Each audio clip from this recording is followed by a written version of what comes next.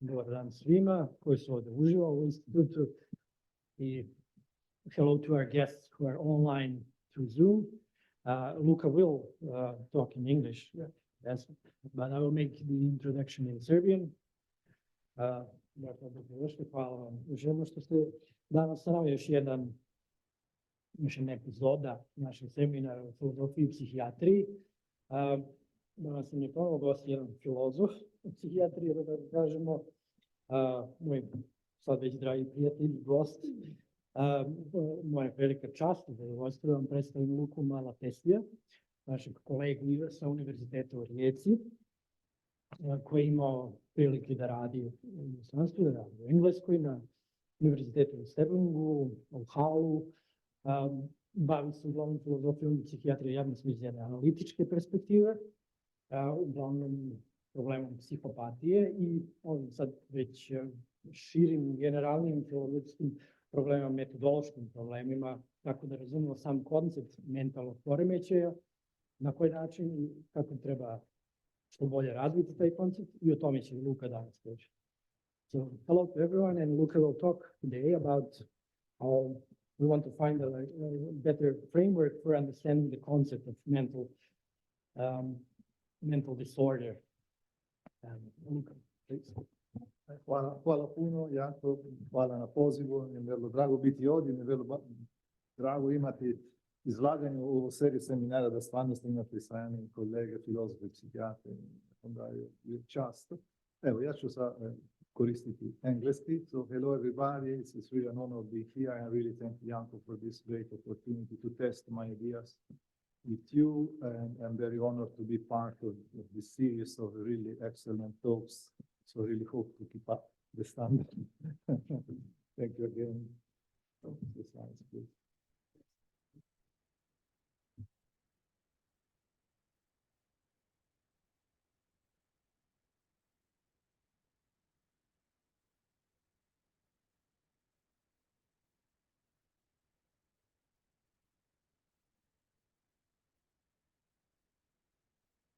Very much. So yeah, as Janko was saying, I'm interested on the concept of mental disorder and trying to provide a framework for investigating. I'm not sure it would be the framework, one framework, yeah.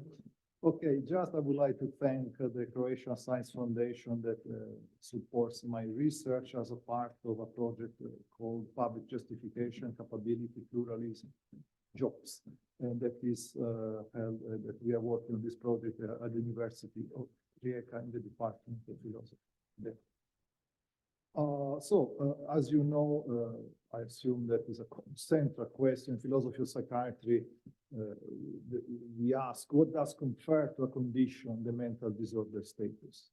And there is a huge debate on when a certain condition should be classified as a mental disorder, and these debates concern mostly in analytic philosophy or psychiatry the issue of whether or not values should enter in our definition of mental disorder. Objectivists say that no values are relevant for fixing the standard, relevant for saying that something is a mental disorder. Normativist wants to introduce just values, and we have also hybrid views that combine this type of standards, value-based and also kind of objective standards. So that's a kind of debate that probably some of you are familiar with. In order to address this debate, I think that we have to think a bit about the methods and the aims that we want to use to address this debate. And I will propose something that can go inside the framework of conceptual engineering. And then within this conceptual engineering approach to analytic work in relation to mental disorder, I suggest a framework that has 4 elements. A research framework will investigate 4 elements: the unity of the condition, the role of harm in the condition, the role of inabilities or limited capacities in the condition, and the role of normative justification to consider what I call the problem, the internality of harm, and the definition of the basic incapacities and inabilities. I will explain on this. So let's start with the methods and the aims of this framework that I'm suggesting. you may know that analytic philosophers, as tools, they use conceptual analysis. The aim of conceptual analysis is to describe as people, ordinary people, or experts, in certain cases, use a certain concept. And conceptual analysis aims at characterizing a concept in terms of necessary sufficient condition for the correct application of that concept. And then this type of analysis would say that a certain concept applied to a certain entity, even if satisfies certain condition. For example, if you do philosophy of mind, you may like to characterize the notion of conscious color experience of red as the internal mental states that is caused by certain stimuli, that cause other mental states and causes certain behavior. So that would be a kind of analytic account of the concept of color experience by providing necessary sufficient condition for the application of that concept. In this case, an example for philosophy of mind. And then the method would be to test this definition of this analysis of the concept by consider situations where you test or rebut the analysis of that concept. Someone may argue, but look, I can imagine a robot who has the internal state of caused by certain stimuli, that cause certain mental states, that cause certain behavior that you take to be definitory of a conscious experience of red, but my intuition is that the robot doesn't have a conscious experience of red. Therefore, your conceptual analysis is not adequate. It doesn't describe how we use that concept. So here we have centrality of intuition in the analysis, and also the idea that we can test analysis in terms of how well they describe what we mean or what we take to be the concept under discussion. And similarly, that debate about objectivist and hybrid theories and so on and so forth has been conducted mainly so far in the spirit of conceptual analysis. Someone proposed an analysis, a definition of the concept of mental disorder, and someone tested by using counterexample that showed that that analysis is not the correct one. Instead of this type of approach, I would like to recommend a type of conceptual engineering. So the aim of this approach is not to describe how ordinary people or experts use the concept, is to prescribe a certain concept to satisfy certain requirements. Conceptual engineering derives from the work of Rudolf Carnap on explicating concepts. And Carnap, for example, says that when we do an explication, we should propose an analysis that has some similarity with the target concept we are analyzing. It has to be exact, fruitful, and it has also to have some kind of simplicity. Here, I focus on the idea of fruitfulness.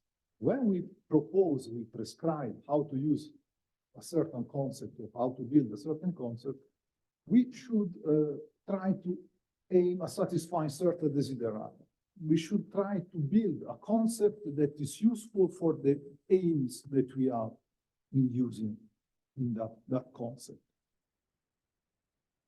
In particular, there are examples of this kind of project of conceptual engineering if you build a completely new concept, or conceptual retrofitting if you take a concept that is already there, like disorder, mental disorder, you try to improve it for your uses.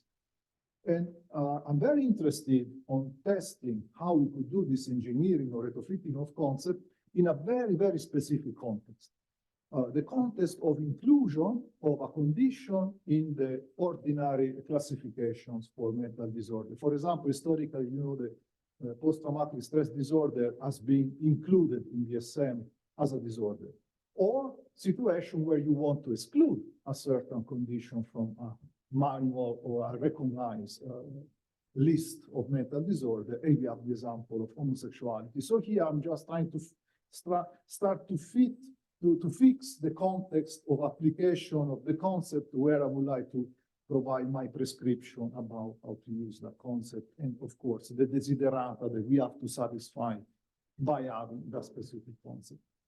So this is very different from a philosophical project, for example, aimed at testing the overall plausibility of psychiatry. You may be familiar with the moves of anti-psychiatrists some analytic philosophy of psychiatry, by an analysis of the concept of mental disorder, they try then to disqualify entire psychiatry as a medical science. I'm not interested in this more general foundational project. I'm more interested, given the psychiatry is here to stay, how we can adjudicate whether or not a condition should be regarded as a disorder. If we are in this specific applicative frame, I think we have very, very strong desiderata how we should use the concept. What are the aims of having a concept of mental disorder? The first one, we just want to intervene medically with those who really need that type of information. At the same time, we want a concept of mental disorder that sits well with sound scientific research, but we don't want a concept of mental disorder that enforces unjustifiable values. We don't want a repressive concept of mental disorder, and we want also a concept that is usable for clinical, legal, or other justifiable uses. And finally, we don't want a concept of mental disorder that is dependent on some kind of substantive theory of the functioning of the mind of the brain. It could be even true, but controversial. For example, let's assume that psychoanalysis is true.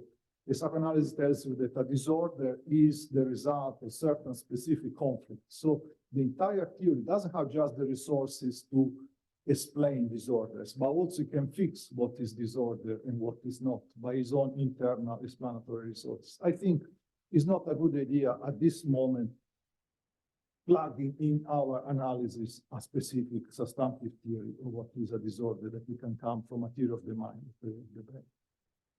So this is the schema. I would like to propose, so building a prescription of a concept of mental disorder that satisfies all those desiderata with specific reference to the situation, whether we decide, we debate whether to include or exclude a condition in our psychiatric practice. As a point of reference, we may think whether or not to introduce a condition in DSM or a similar statistical manual who tell us what are disorders and what are not.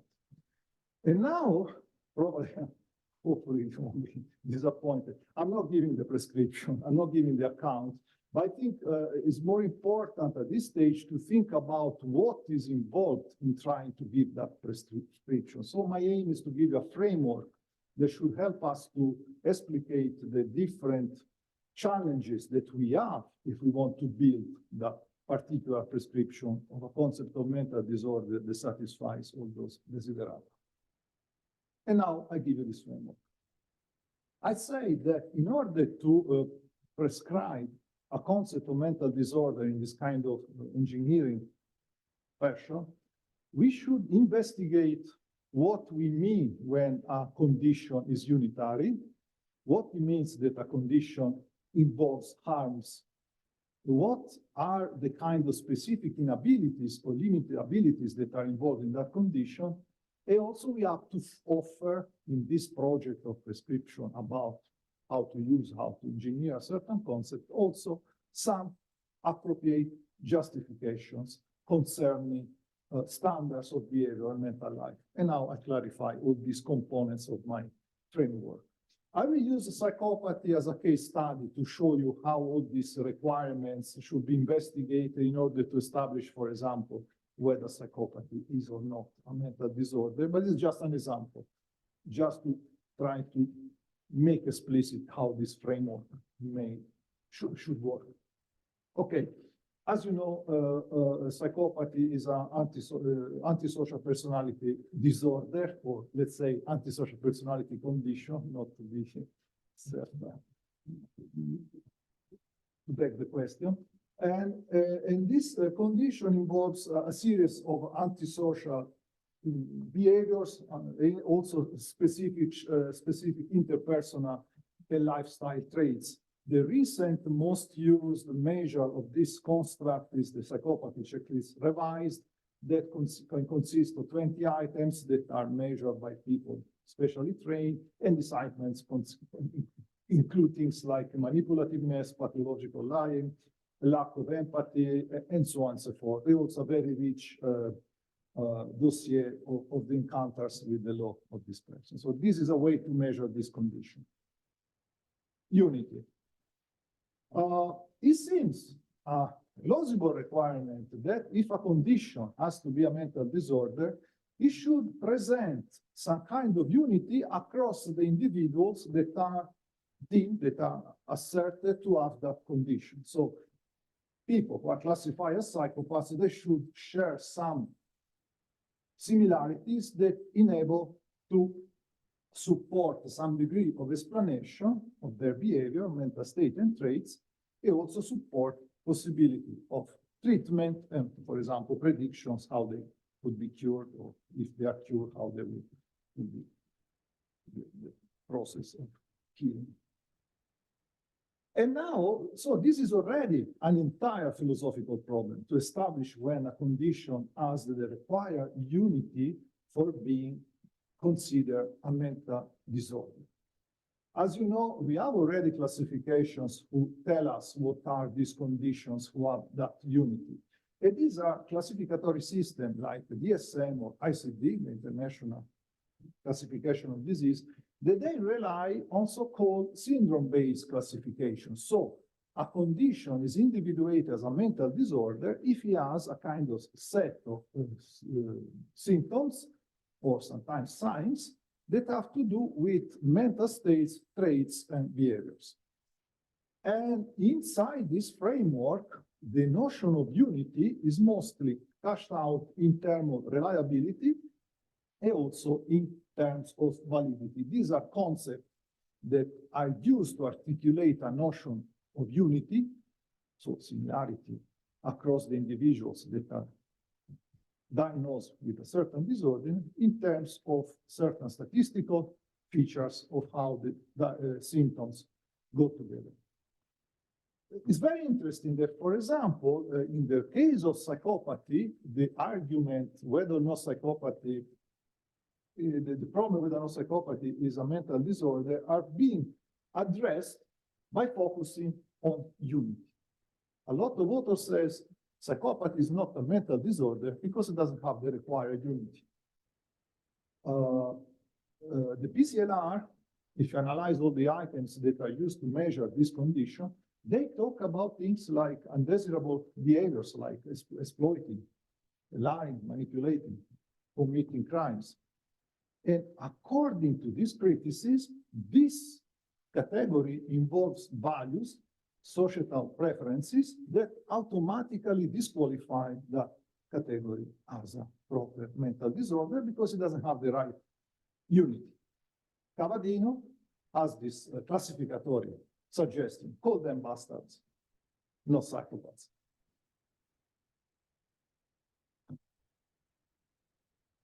But you can reply, no, the category has the required unity.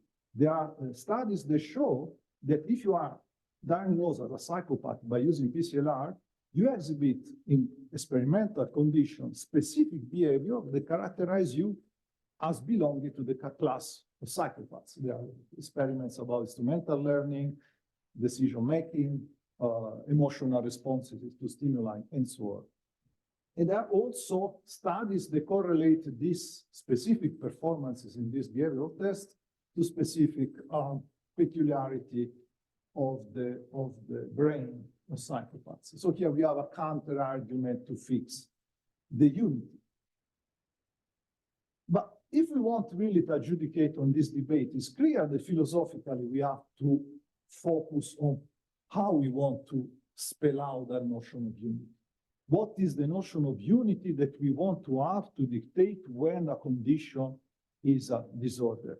Of course, unity is just one of the conditions that I'm suggesting, but it will be a very important one, because if a category doesn't have the required unity, we cannot call it a disorder. So as already said, part of the debate has to do with the notion of validity, that is a specific notion inside psychology, psychiatry, having to do of how well the measures we have from a construct are capable to measure the construct. Also reliability, how well different people measuring that construct can agree on the measure. But philosophers can also contribute by thinking whether or not the kinds of conditions studied and by psychiatry or addressed by psychiatry should constitute kinds, natural kinds or other type of kinds. So we are under the pressure in this kind of project to think hard when we think that a category is unified enough for our uses. And here, just on the basis of these different philosophical views of what constitutes unity, I use unity as a neutral term.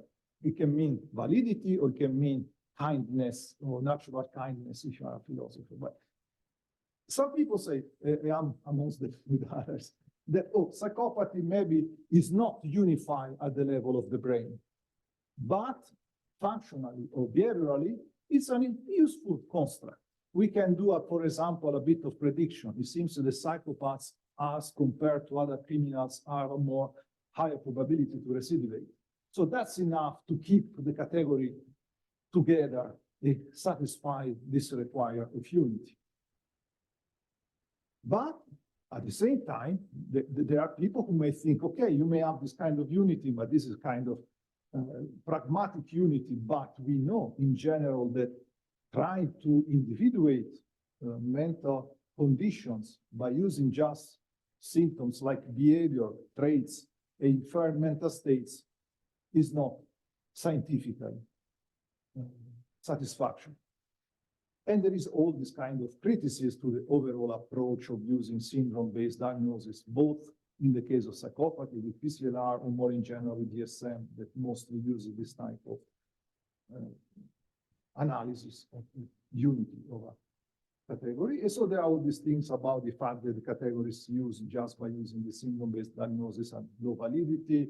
They don't relate to neuroscience and genetics and epigenetics. They have heterogeneity, so individuals characterized with these categories don't have enough similarity. There is comorbidity that mix up things. It's not easy to declare these categories as unified.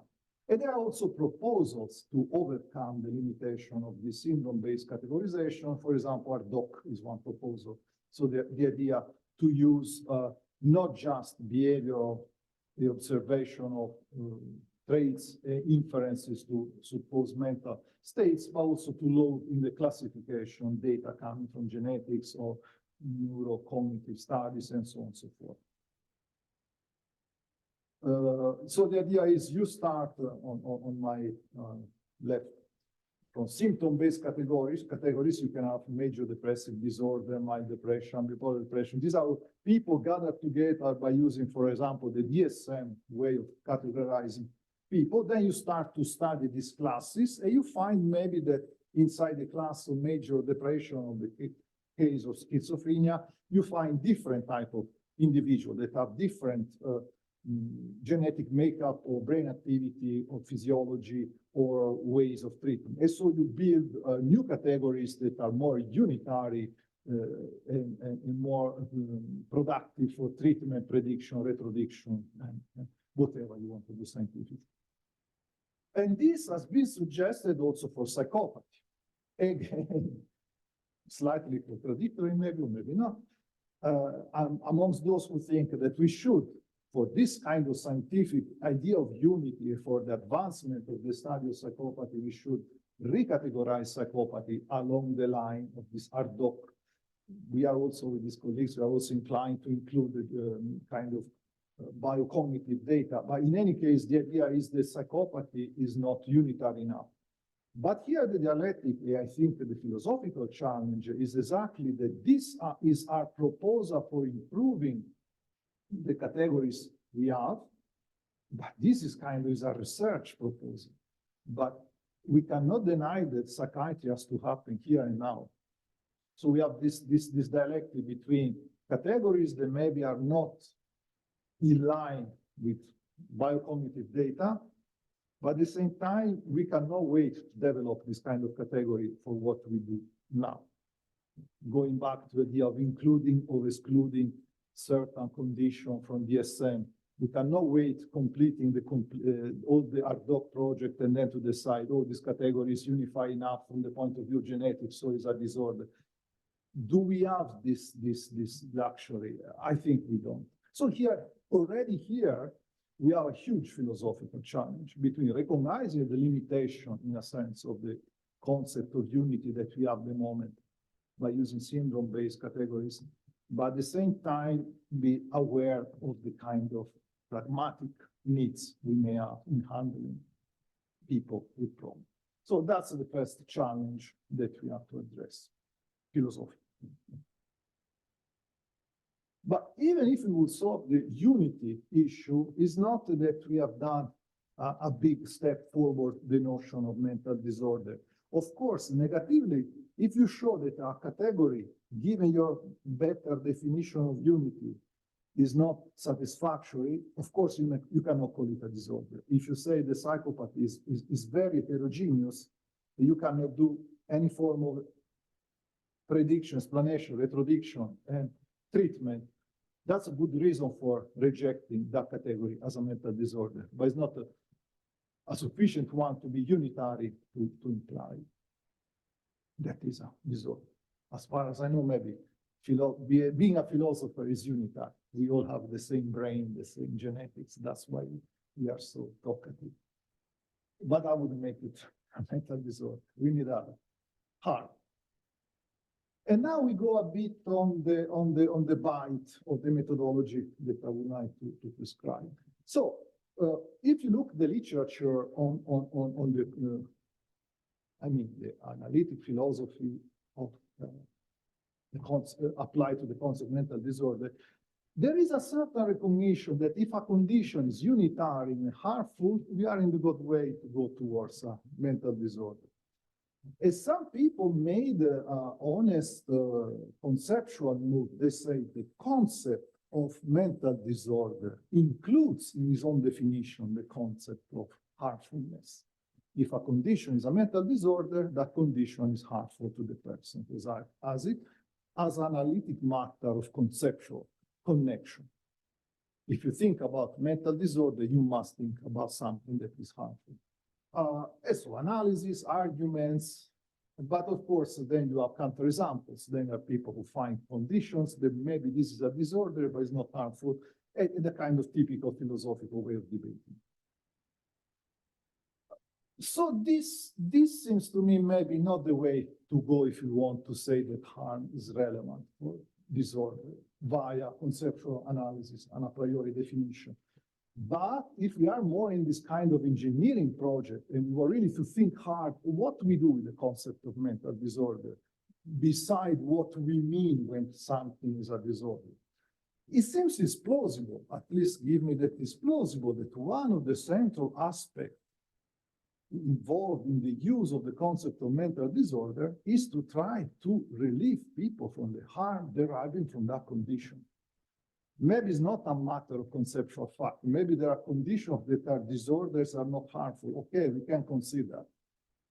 But what's the point of having the concept of mental disorder if it's not the point of trying to help people who are harmed by a disorder, a mental disorder?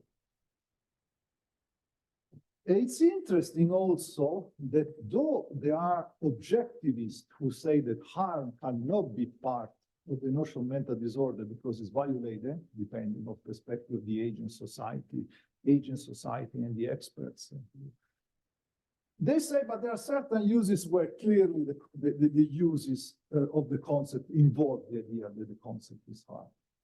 For my project, I think that some admission is enough. If we are in the ball game of deciding whether or not we want to put a certain condition in a statistical manual that has clinical, legal, insurance repercussion like DSM, probably is a good idea to associate that concept to harm, even if we may have cases where this is not a conceptual truth. But of course, loading in our project, in this machine, this concept of mental disorder, harm, open up a lot of issues. What is harm? How we define harm? Wakefield, that is one of the authors who are mostly introduced the notion of harm, he says that what is harmful should be society, the culture should decide what is harmful, what is the harm that is relevant for making a unitary condition a disorder, or a mental disorder. But here you may, if you've done a bit of philosophy, or not even philosophy, you can be, if you know a bit of the history of psychiatry, you can be a bit worried. Do we really want society decide what is harmful, what is not, knowing the history of psychiatry? Knowing the kind of repressive uses you can do with psychiatry. When you decide that something you don't like is a disorder. One way to go, one philosophical way to go would be, okay, let's try to find some harms that are really independent from specific perspective of agents or societies. And so you find authors who try to give us this kind of objective harms. And for example, so how they provide these objective harms. You may not be convinced that there are objective harms. For example, they say that death, pain, disability, and loss of freedom are harms that would be recognized by any society, therefore they are objective. They can stand any problem coming from relativism. I really don't take stance on the fact whether or not we can provide this list of objective harm. But I will show that in any case, even if there are objective harms, we cannot escape the need for certain normative justifications when we build the notion of mental disorder and we associate harm to that notion. So independently whether or not there are objective harms, still, if they are objective, still we need some kind of normative work. Yeah, I will show you how we need that. So I think that's an interesting project the philosopher should address. Okay, you have a condition, it's unitary, it's harmful. Is it a disorder? No. I'm a philosopher, I'm very argumentative, I like to challenge a psychiatrist, psychiatrists like boxing, they can harm me. And maybe all the philosophers that are so argumentative is because they have the same brain makeup, and they expose them to the dangers of being attacked by psychiatrists, and maybe they throw pills at me. So this condition will be unitary, harmful, but it's not a mental disorder. We need something else. Or if you like, a more serious joke. But I do that because we have psychiatrists on the public here, so I think this is sorry.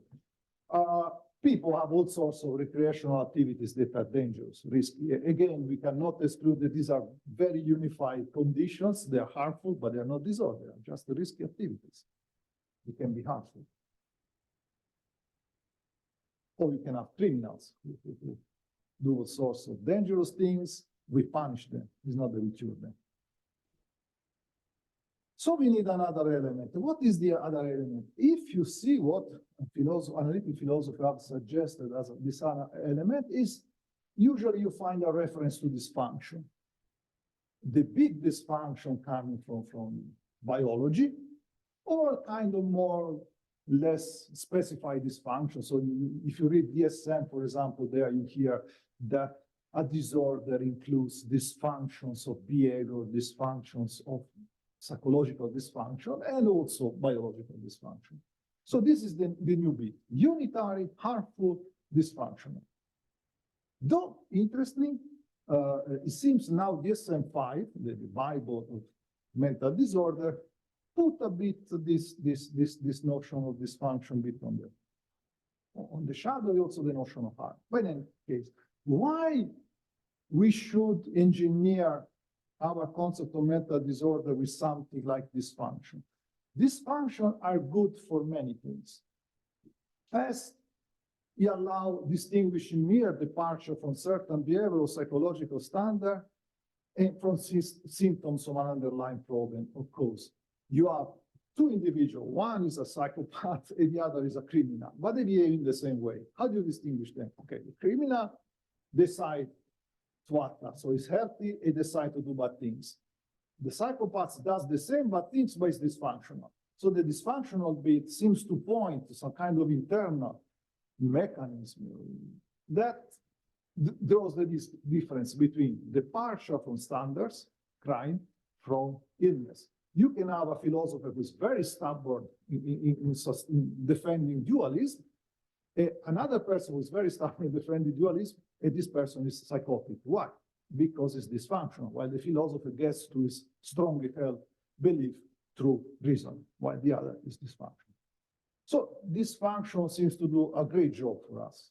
Plus, it seems to be not so evaluative. If you load in your story about dysfunction, Darwinism, or evolutionary psychology, evolutionary psychiatry, dysfunction seems to be objective things that scientists should investigate. So that's another why this harmfulness seems to be a bit wish-washy. Maybe depends on society, depends on the insight of the patient who decide whether or not they think it's harmful.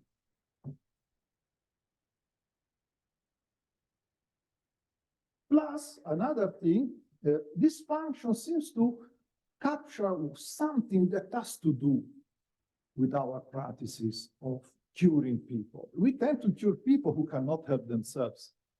We can cure people who find themselves in situations and they don't have the resources by themselves to get out of them. And this, I think, is also valid for bodily medicine. Huh?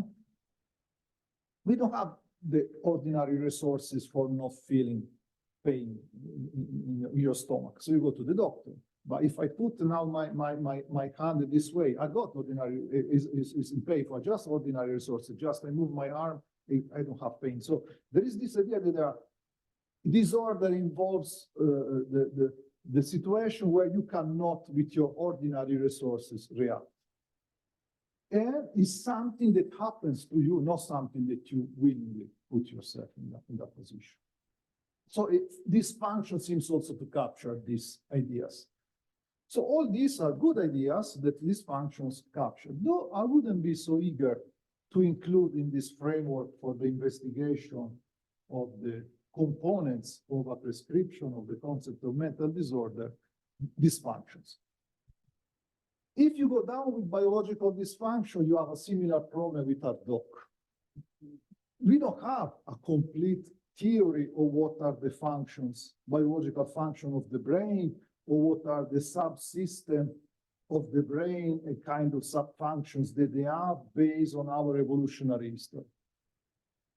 I'm not saying that we won't be able to have it, but at the moment we don't have such an account. So Bolton, Graham, or other authors, let's just say, but if you want a work in psychiatry, the here and now has to decide whether or not a condition is a disorder or not, you cannot wait for the ultimate evolutionary theory of the functioning of the brain, of the mind. Plus, there are more subtle criticisms, some of them coming from the more conceptual work and analytic philosophy, where people say, I can conceive situation where you are dysfunctional, but you are not disorder, or where you are disorder, you are not dysfunctional. Justin Garson, I think was one of your really excellent speakers. He has an entire book. They want to show us that there is an underlying history of psychiatry where mental disorders are not dysfunctional, are functional. So, you know, it's a great concept, this dysfunction bit. It does a lot of work. It will finally place disorder order in a biological or scientifically respectable area, but there are also doubts.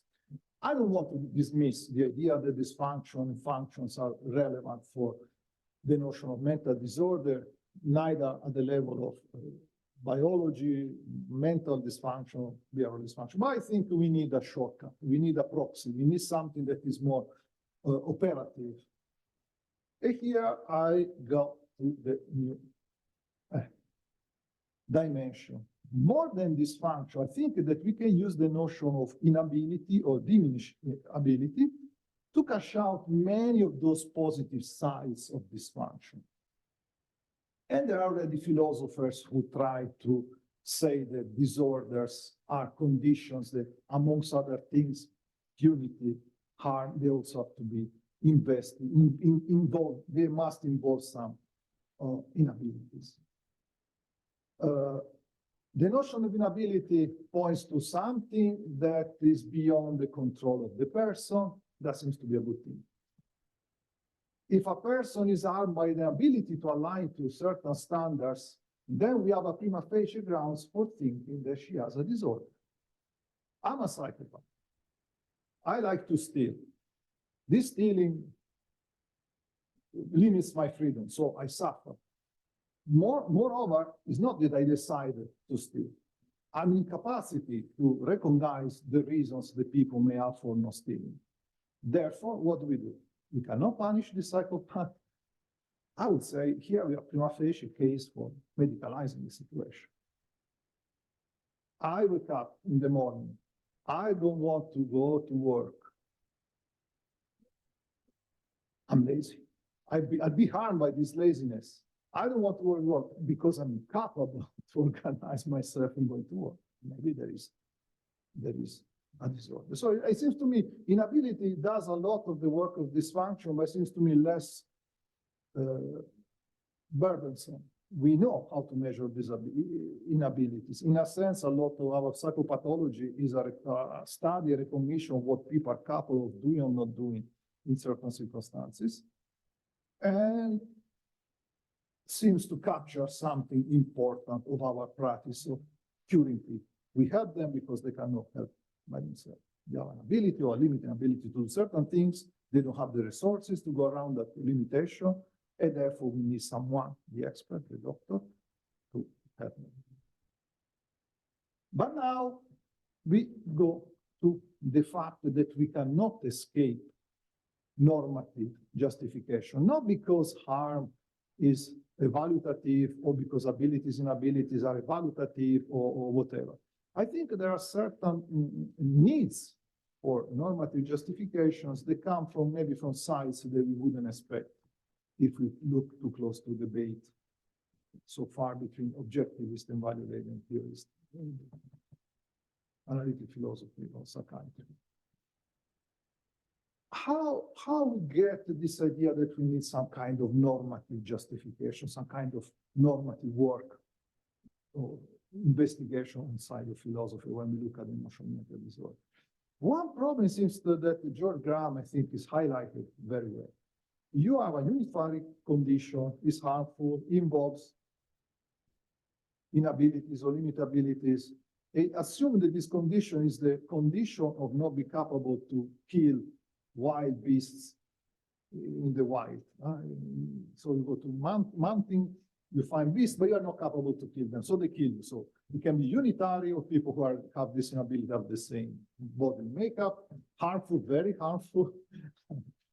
But is it a mental disorder? Here, I don't want to do conceptual analysis, but it seems not. So how we individuate what are really the abilities?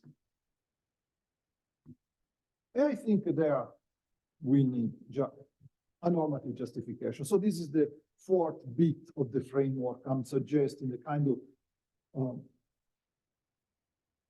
dimension of the project of prescribing concept of mental disorder that philosophers engage with. A normative justification is a reasoning that has a prescription for conclusion.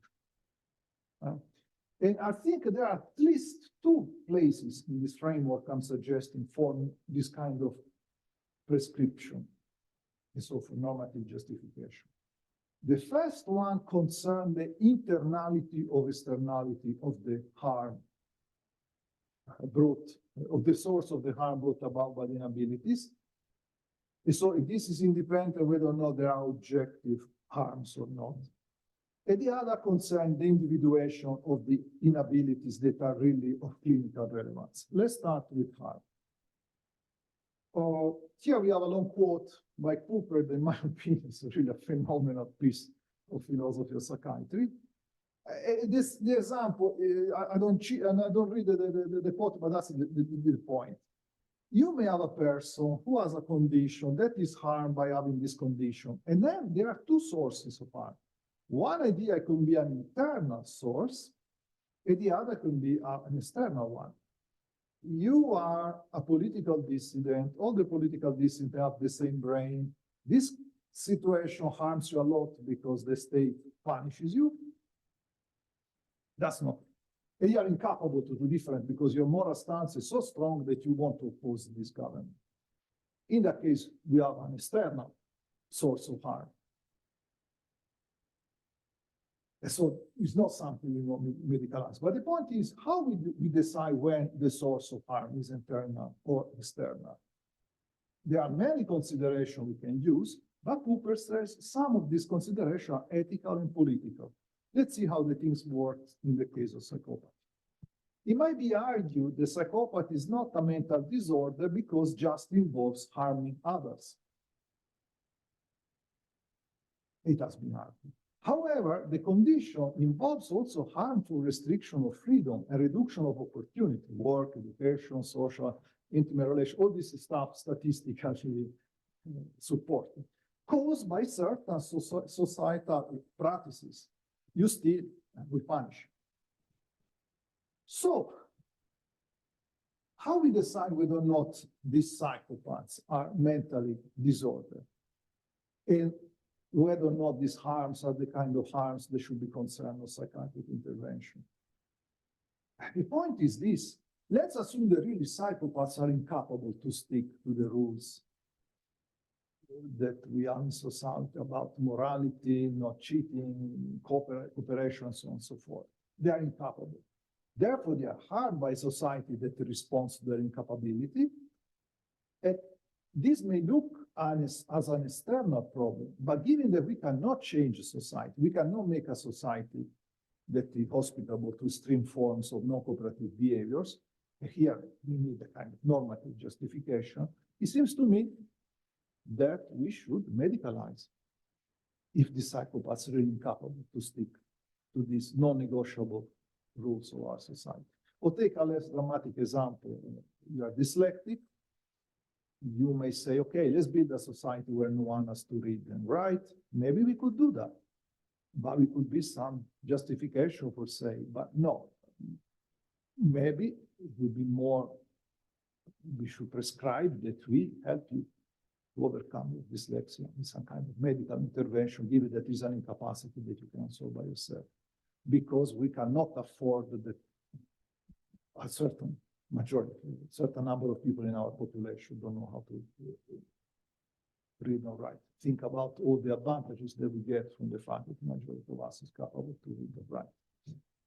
So that's a place for normative justification that has nothing to do with objectivity, non-objectivity of the value of itself. It's more to choose with whether the problem is in the person, and therefore we medicalize the problem, or the problem is society, we politicize the problem, we solve politics.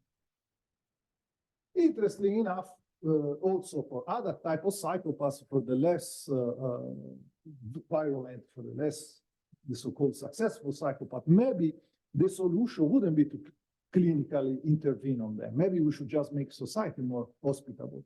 You screen psychopath if people have tendencies for some certain kind of antisocial behavior. Maybe you don't give them positions in your company or in your institution where they have to decide about the destiny of people handling huge sum of money. And we argue this for this other category, but argue, that doesn't, it's not that you have to agree with us on the conclusion, but it's inescapable that you have to argue to give some kind of prescription to decide whether or not you want to change the person or the society. Final normative justification, so we go back to incapacities. What are the capacities that we should deem constitutive of health, and incapacity that therefore we should medicalize, that are of course harmful? We don't want to have a repressive medicalization where false positives, we medicalize those who don't need it. But at the same time, you don't want to leave out those who need to be medicalized. And so we need justification who does it. It's also very intuitive. I don't know if we need a big philosophy, but it seems very intuitive that this type of justification we want to propose to prescribe what is mental disorder, what is not, should take in due account the perspective of the agent to which we address. Imagine you're going in front of the psychopath. This is my argument for the conclusion that if you are incapable to stick to the rule of society and your condition is unitary, I will medicalize you. So how this type of justification may work. And philosophers, so far, really in the literature, this is something new and cool. There are not many attempts of this kind of justification. One approach is the Aristotelian approach. Christophe Megon gave us a powerful, incredibly important paper because he explicated this need for this type of justification. His idea that he has an account of what is for human person to flourish, following Aristotle, and then in this quote, basically says all the capacities, the incapacity, they interfere with my account of human flourishing, if they are harmful, and if are unitary, I would add, we should medicalize them. So here, the normative grounding for calling something a basic clinical incapacity, if it affects what, according to Aristotle, is the human flourishing. And Aristotle, I'm not an expert, as much as I understand the idea that there is a kind of practical, a system of practical rationality capacities that we develop as constitutive of our membership on the species, humans, and then reaching this full rationality or practical rationality is the aim for flourishing in humans. And then if something in the normal development of this capacity stops it or undermines it, that would be exactly the incapacity we should medicalize. So this is an example of normative justification for psychiatry. This is a metaphysical justification, I dare to say, because we start with an Aristotelian account of human flourishing. And imagine to go in the parliament or in some kind of committee of psychiatrists who have to decide a condition is a disorder or not, advance the argument. Aristotle says that our human flourishing is reaching this level of rationality. This particular condition involves incapacity, delusional, an incapacity to form beliefs in accordance with our standards of proper evidential grounding. Therefore, it interferes with your flourishing, therefore we medicalize your situation. It's clear that one reaction, if you are not an Aristotelian, it will be, but I don't agree with your view of human flourishing. Why rationality? Why is not being taking care of others? And so Glackin and other people, they say, it seems, even if it was the true story for a philosophical justification of our standards for saying which are really the relevant clinical basic incapacities, seems not to sit well with the fact that we live in pluralistic societies where there are different ideas of what is human flourishing, and this somewhat to say legitimate pluralism. I mean, we can even be wrong, but still we have the right to have our own ideas of what is flourishing for us. So this justification seems not to go very close to the perspective of the ancient because it doesn't respect this kind of pluralism. Is there any other attempt at philosophical normative justification of this basic capacity? Here we have the resources of public reason. Public reason is a tradition in political philosophy that some take as offering justification for some fundamental principle that should regulate our society in a way that we maximize our considering others as free and equal. And there is an example that applies this type of tradition of political philosophy way of justifying standards to the case of psychiatry, and this is exactly Graham. Graham uses a classical device by the political philosopher John Rawls that is called the original position. You consider what a class, this very statement, abstract individuals who don't know what is their position in the society or in the psychiatry system. There will be position, they don't know if they are going to be psychopaths or depressed or doctors or bystanders or philosophers or psychiatrists. They decide what would be the ideal basic capacities that someone should have in order to be considered healthy, and therefore what could be the incapacities that we should characterize as pathological or grounds for ascription of disorder status. So this is an attempt not to build a metaphysical account from a view of the flourish of human beings, but it's a kind of procedural justification that tries to include the perspective as many people as possible when we regard them as rational.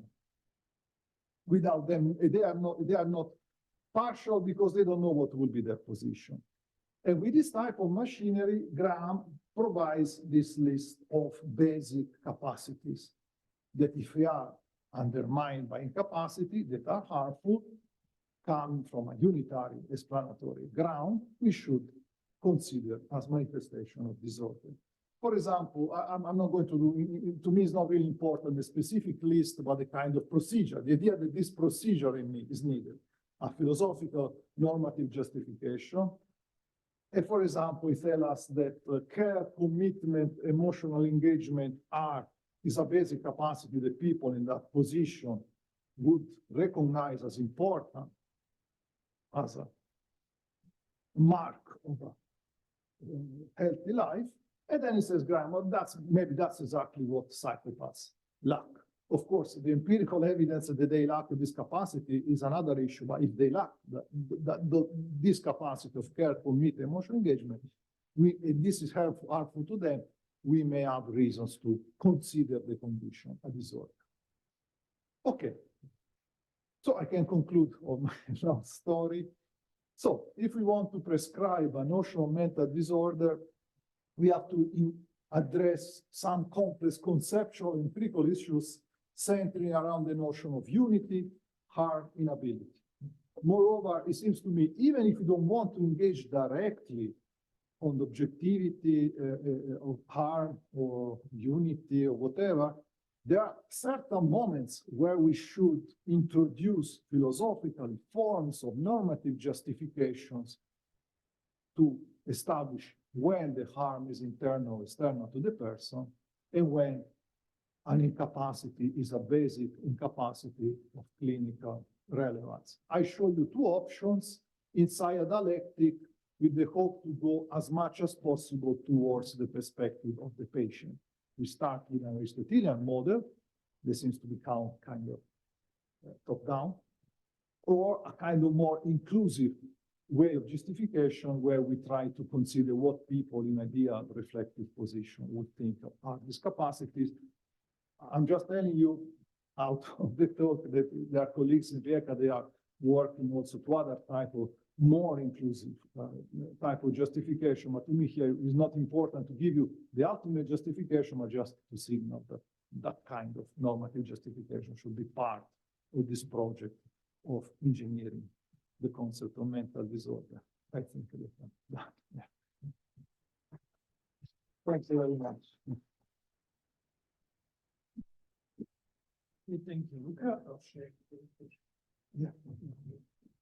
Thank you for this very rigorous philosophical discussion about the concept. I cannot make this. Yeah. So let me do this. So we open up discussion now, and we have questions for people here at the Institute or online. Please raise a hand. Okay, Stephanie, please. Thank you for a wonderful lecture. So my question is,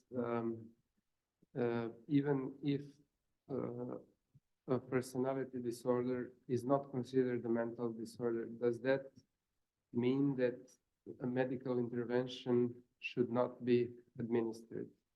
Since there are multiple cases where in general in medicine where there is no specific disorder, but we have preventative strategies from vaccines to women taking estrogen when they are in menopause. So we would say that being in a menopause is not something, this is not a medical disorder, but natural state, or however you would like to. And so what do you think about that? So this would be medicalizing a certain problem without it necessarily being called a disorder. The quick way out would be, okay, disorder implies medicalization, but not the opposite. but that's a kind of philosophical, dry answer, so that we don't, we don't want this. It's very interesting. Why on earth we medicalize, we medicalize childbirth in a sense?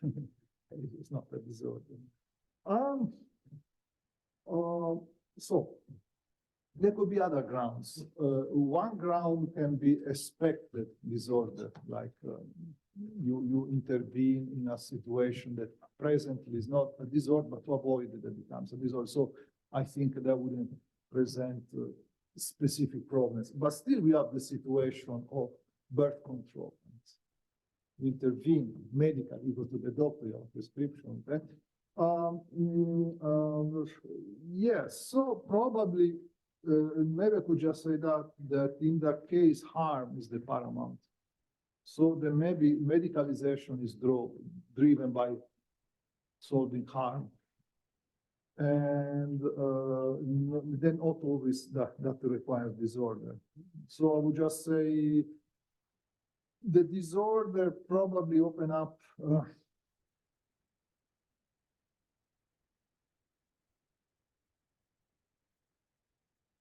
disorder. What's the difference between conditions that are disorder and conditions that are medicalized? Even if I say that medicalization does not imply disorder. Let's take personality disorders or personality conditions, not to break the question. You say we intervene even if there is not disorder. But in my account, for example, psychopathy, really these people are not capable to cope with certain social standards, I would call it a disorder. So just I would say also case, I don't know, histrionic personality. This person will see that is incapable to control his behavior, and this is very harmful to the person. Then we have also the issue whether or not it's harmful to others. If we go down with a medical intervention, why not to call it a disorder? There is some cause. This cause manifests in an incapacity or limited capacity, and this thing harm the person. I would incline to think, let's call it a disorder with other problems. So in that case, still, I would like to understand better why we medicalize things that are not disorders. But still, it seems to make sense to say that disorder implies medicalization of the opposite. For my arguments enough. In any case, I would think harm plays a role in all these forms of medicalizations. So, yeah, interesting. Thanks. I cannot say more than that. Yeah, just a quick follow-up. So, what would you say about, so in psychopathy, it's the cases where the danger is towards other people and towards society, but with borderline personality disorder, people who have that condition or disorder, however you wish, they make the case that the problem is definitely in the other people. Mm-hmm. And they usually don't come to treatment unless they have a comorbid condition or something. Yeah, that's great. So they would, do you think that, because there is also this connected with this issue is that they're taking medication is sometimes called in such cases cosmetic psychopharmacology. So you're enhancing your personality if you do not believe that there is a disorder. So would you say that taking the medication for someone who has borderline personality condition, let's say? Yeah, great question. So here we are really testing, I think, that mechanism of normative justification, because in a sense, it seems, I don't know if I reinterpret your question in my context too much, but I try, then maybe you tell me if it's not what you wanted to ask. If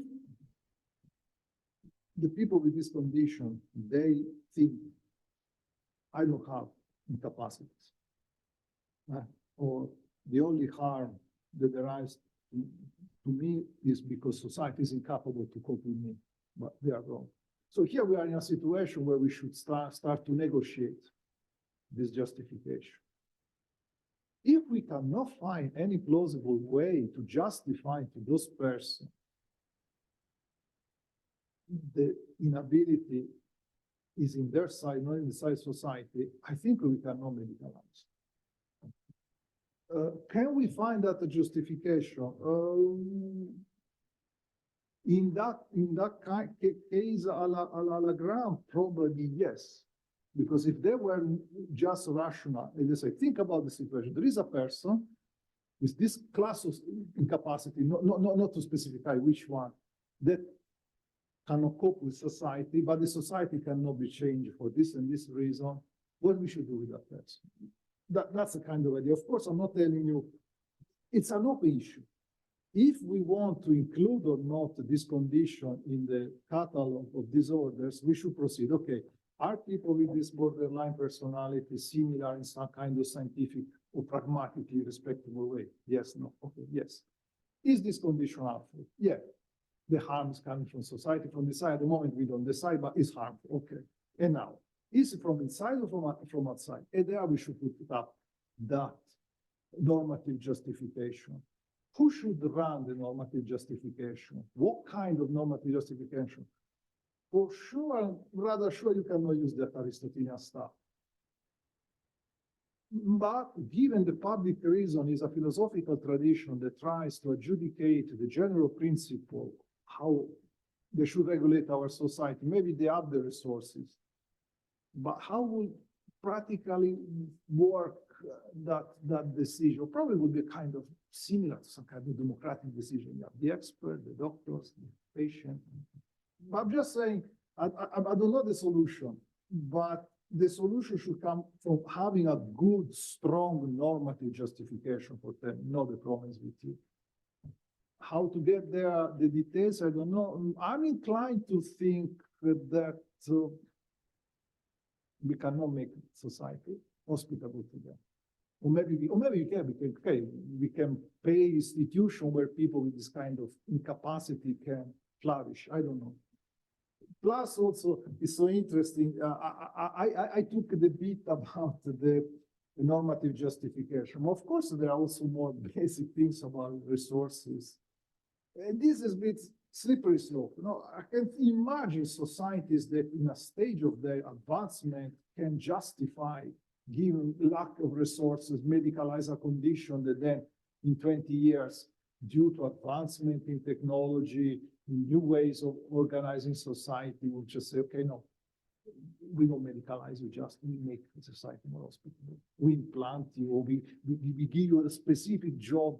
Certain professions seems now computers offer to certain type of people that maybe in the past would be justifiably medicalized. And so here there is a bit of this element of relativism, but through this justification. I don't see anything wrong with that. But important is to make explicit. In a sense, anti-psychiatrists, if you read such things like, oh, mental illnesses are value-laden, therefore they are bad science, end of the story. I mean, building bridges here or there is value-laden because there are political interests. So therefore, we don't build bridges. And we try to agree. Yeah, but yeah, I would think that that's an interesting case. Psychopathy is easier because their behavior is so deviant that we can easily justify, keep society as it is, we medicalize you if you are really incapable. I think that's the biggest problem there. Borderline is interesting. Thanks. Really, we should write a paper on that, you know, using this framework. Thank you so much. Did I miss something of your? Great. Thank you very much. I wrote it down. Yes. Okay, thank you both. We have a question from one of the guys online. Fabian says, thank you very much for the great talk. It was all very interesting and largely coincides with my thoughts on the subject. However, I wonder if something very important is missing from your framework, the question of what actually makes mental disorder mental. Unity, harm, incapacity, and also the normative justification seem to be aspects that play as big a role in somatic disorders as they do in mental disorders. Shouldn't a fifth point be that the condition is a mental one? Great. Fabian, great. Yeah. I had a slide about that, but that's not a defense. Now it sounds very awful. No, you're right. Yeah, we should also seriously take into account what makes a mental disorder mental. And this partially, in my view, relates to the kind of inabilities that we should be focusing. Some people, Graham, Denbich, Gaete, they tend to think that the disabilities that are relevant for mental disorder status has to do with responsiveness to reason. So they try to spell out mentality in terms of this kind of, I would say, traditional view of action. Yeah, you're perfectly right. That's a further problem that I put a bit under the carpet.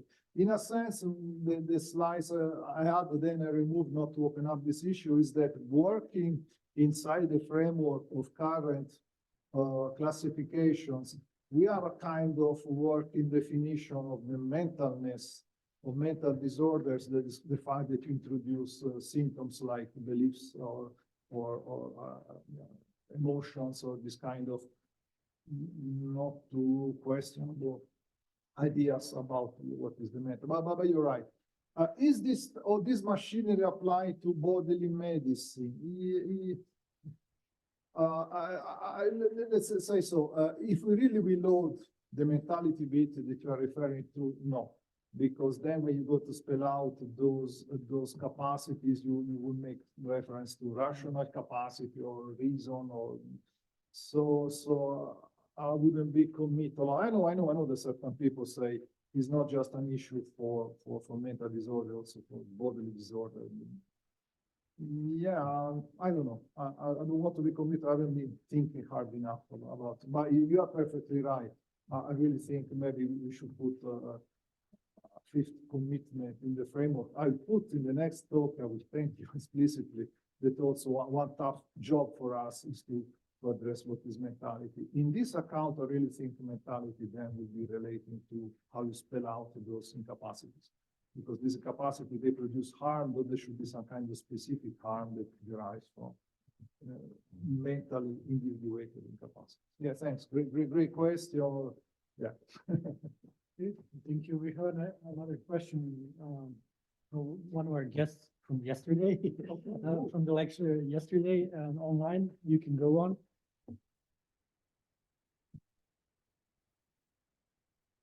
Hello, hi, nice to see you again. I wasn't quite clear on whether you adopted Cooper's position that something should be characterized a mental disorder if it's more if we think it best to change the individual rather than the environment. Is that a position you take? No, I just use that bit to point just to the need of a normative justification concerning harm. Okay. Harm. I don't think all the weight on the fact of whether or not something is a mental disorders would be on that, because you may block the idea that a condition is a mental disorder with issues of unity or incapacity or the other elements. No, I embrace, it's clear that I embrace a sort of normativism, but to me it is important to show where this normativism is coming from. I'm not thinking necessarily the normative component comes from harm itself. It's more about the decision is internal, external. And why St. Cooper, she has, for example, she has a beautiful bit that I'm not considering, and maybe this may enter in my account when we talk about unity, because she has this bit concerning when you do statistics for a certain diagnostic tool, and then you have to see where is the threshold, where is the cut between normals and normal. I say also there we have some kind of normative decision. That's another technical way where normativity may enter in the story via unity.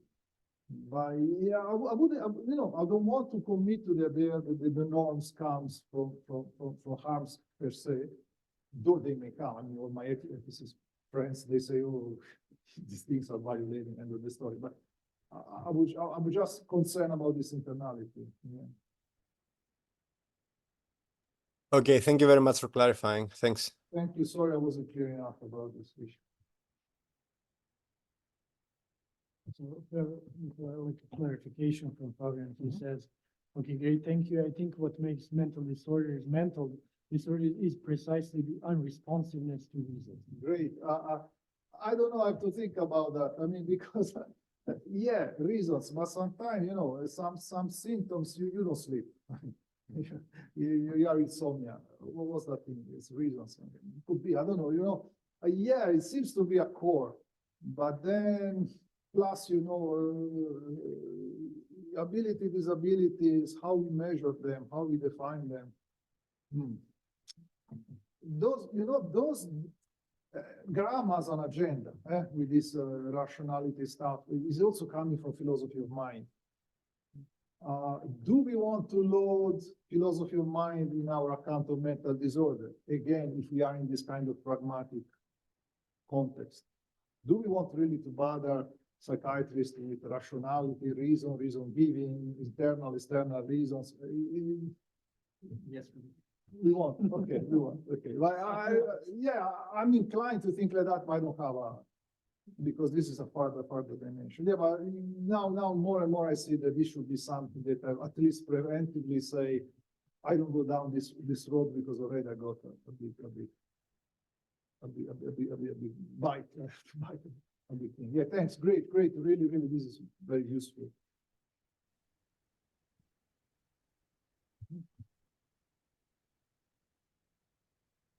Do we have any more questions from people online? So question, I think online is beating locals. So online too, no?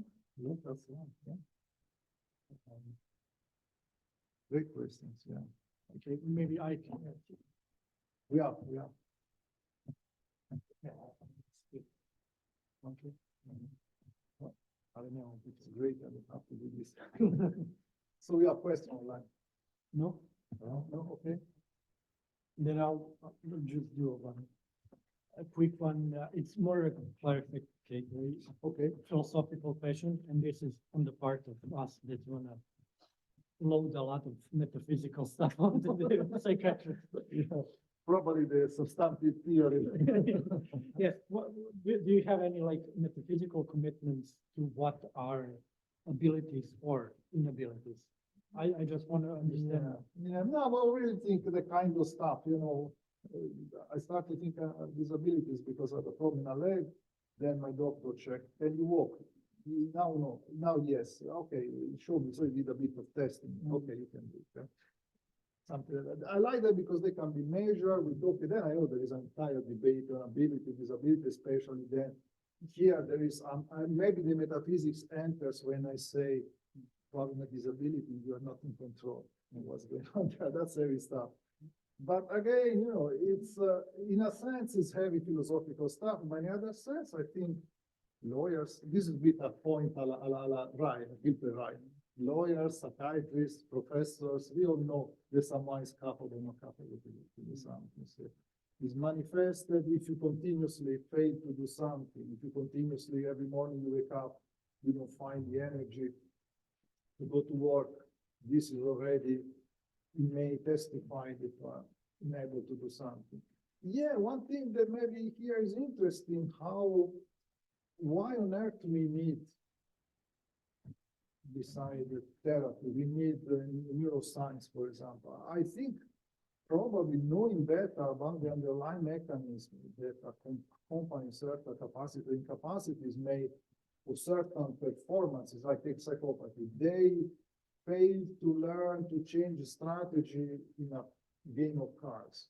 So you have this behavioral data. You can just say this is performance. Then you scan the brain and you find really part of the amygdala or the cortex that doesn't respond as people who change strategy. That can point to some kind of mechanistic explanation. They may say, look, it's not that they cannot, they don't want, they cannot. So in that sense, but yeah, these are deep waters. I hope in this kind of pragmatic context, the psychiatrists have enough resources to tell us if someone is capable to do something. Okay. But yeah, I'm saying also that is a tough one. Somehow I got that I'm a bit bothered about this thing, not having control.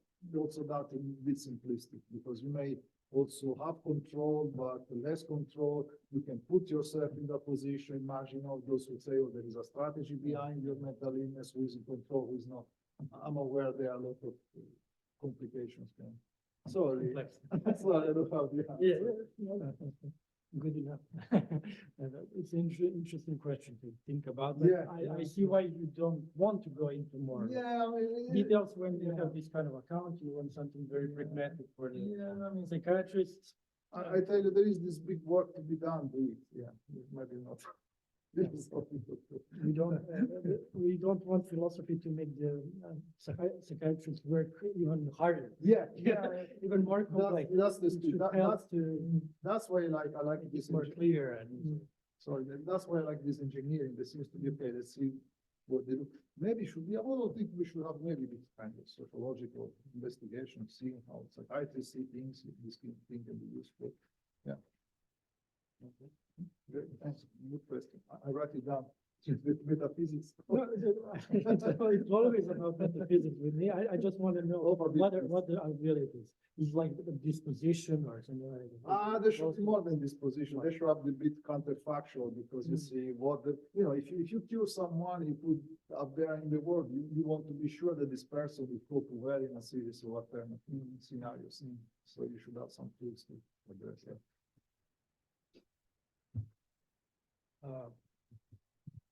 Do we have any more questions here or online?